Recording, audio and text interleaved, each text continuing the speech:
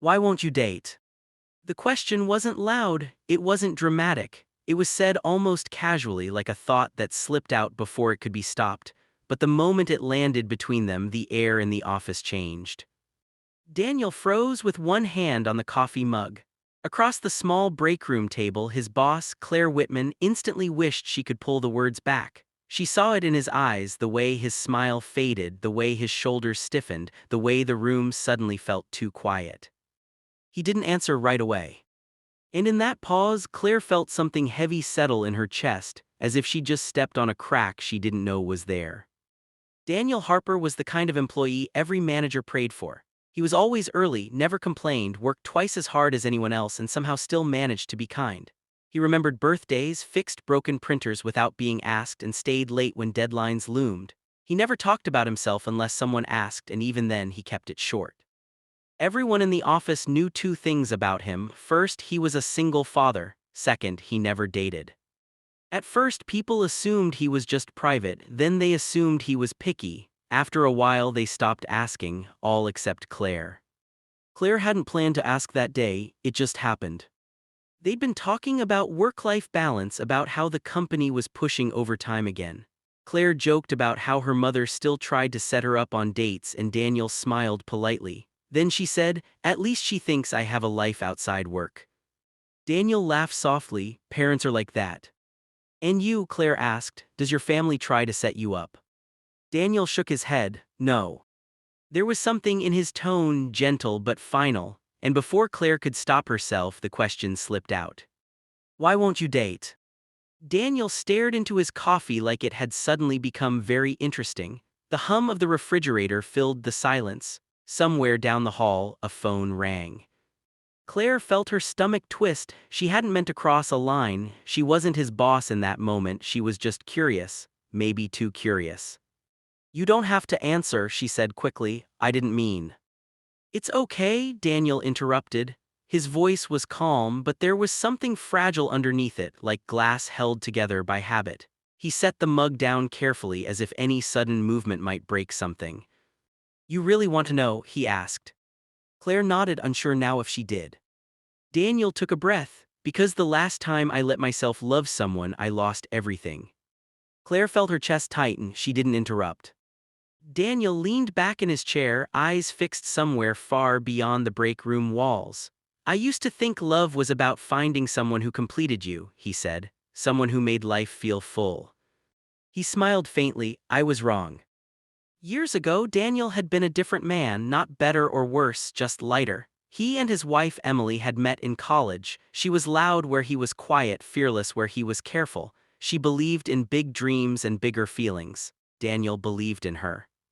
They built a life slowly: small apartment, hand-me-down furniture, late-night talks about the future. When Emily got pregnant, Daniel was terrified. When she smiled and placed his hand on her stomach, the fear turned into something warm and steady.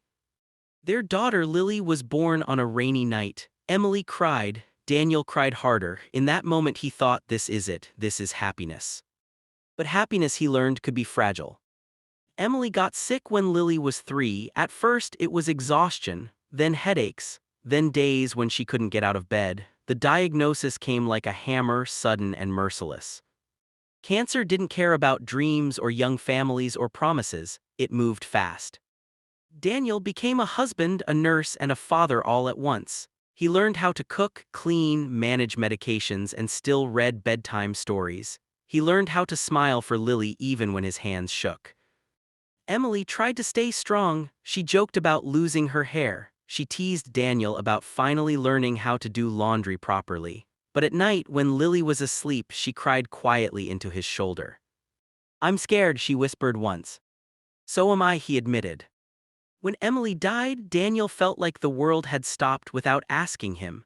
Lily was 5. She didn't understand why mommy wasn't coming home. She didn't understand funerals or condolences or why adults kept saying, "She's in a better place." Daniel didn't either. He just knew that one day Emily was there and the next she was, and no amount of love had saved her. Claire listened, her throat tight. She'd heard stories of loss before, everyone had, but something about the way Daniel spoke quiet, steady, like he'd told this story only to himself made it feel heavier.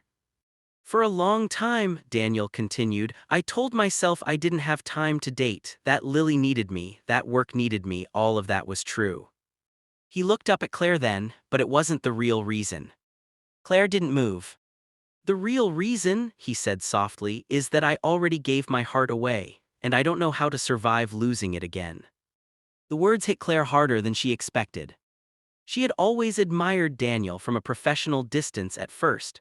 Over time, admiration had quietly turned into something warmer. She noticed the way he spoke about Lily, the way his eyes softened when he mentioned her school projects or soccer games. She noticed how he stayed late not to impress anyone but because he cared. Somewhere along the way, Claire had started to imagine what it might be like if Daniel ever dated again. She'd imagined, foolishly, that maybe one day he might look at her that way. Now sitting across from him, she realized how wrong she'd been.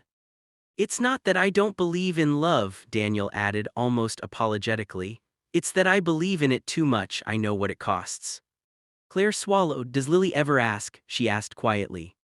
Daniel nodded. Sometimes she'll say, Daddy, why don't you have a girlfriend like Emma's dad? And what do you tell her? That my heart is very full already, he said, and that loving her is my most important job.